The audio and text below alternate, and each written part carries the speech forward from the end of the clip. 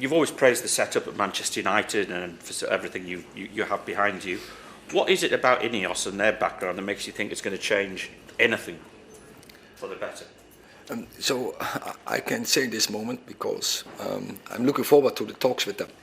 But they are, so in other clubs, they have experience in other sport arts, they have a lot of experience, a lot about performance, so they have a lot about knowledge. So they're really looking forward to how they can contribute, and I'm sure they can.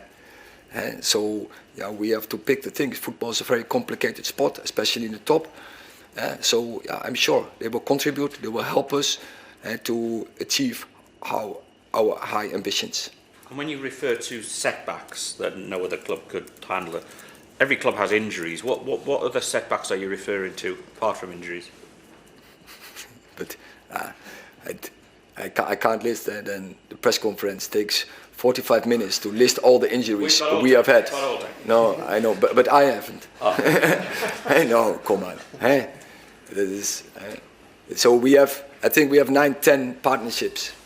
We have had 10 partnerships in centre backs, for instance, and there's only one thing. But I said also many times more, that can't be an excuse. We have to win. We have to win every game. And I think we were, and sometimes we were pragmatic, but we, for instance, against Villa, you see our style, you see our identity, how we can play, how quick we can play, and also how we can build up from the back. So yeah, I think we have a lot of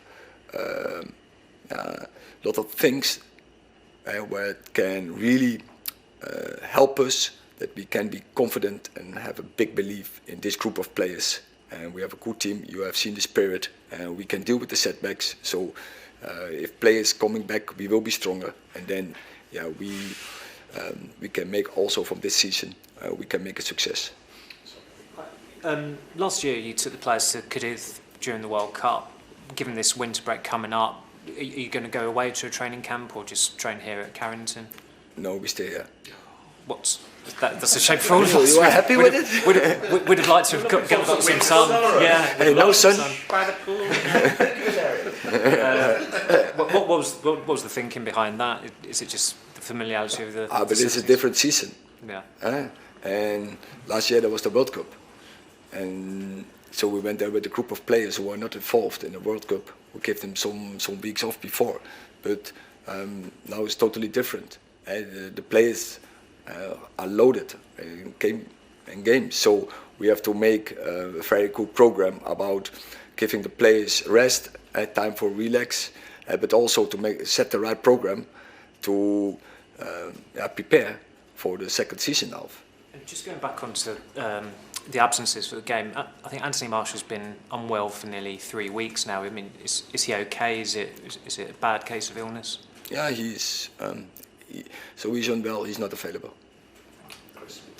You mentioned twice there that INEOS want to work with you. Is it fair to assume from that you've had some sort of contact with them and reassurance from the club and INEOS that you are their man, basically? That is so. From the start of the process, I was kept informed. First by Richard Arnold, and later on by Patrick Stewart. So I know everything. I know every detail, how the meetings and how the talks are, how the agreements are, and now just has to settle down and give us some time for I have to talk with them and not with you about this, and then we will see. But I'm sure I'm very positive about the messages I became. A number of players had contracts in the summer: Varane, Lindelof, Wan-Bissaka, Hannibal, and Anthony Martial. I know you normally say to us that you'll let us know when we got some news, but we're now 2-3 days away from exactly. We will do immediately. So don't worry. But just be patient and wait. When those players can start talking to foreign clubs, is there any news on those contracts or extensions? No, but we talk with the players and of course with the agents, so this is an internal process between us, the club, and the players, and I can't debate this in here. James. Eric, as you said, you've never made excuses for all the injuries, off-field issues with players, all the uncertainty over the ownership. Now the INEOS thing is clearer, players are coming back, other issues are sort of a calmer, less frenetic schedule. Do you feel like a weight's going to be lifted off, a lot of the club, and you can move forward with a lot more sort of optimism and confidence over the coming months? I think we are very optimistic. When the players returning, and we keep, and now the luck is a little bit our side in matter of injuries, then we have 5-6 new signings in January.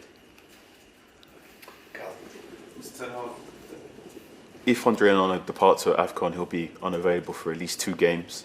You've spoken before about how you're happy with the goalkeeping group. What can we expect from Altay Bayinde or Tom Heaton if they were to come in? I never talk in if, but so we are prepared for this. So we constructed the squad that we are prepared for this scenario. You've spoken before about the need to have 3 goalkeepers as well. Is there any chance you promote a youth goalkeeper or perhaps a short-term loan? When we have news, we will let you know. Can I add a tactical question here? What? Can I ask you about tactics? Tactics? Yes. What do you want to know? Well,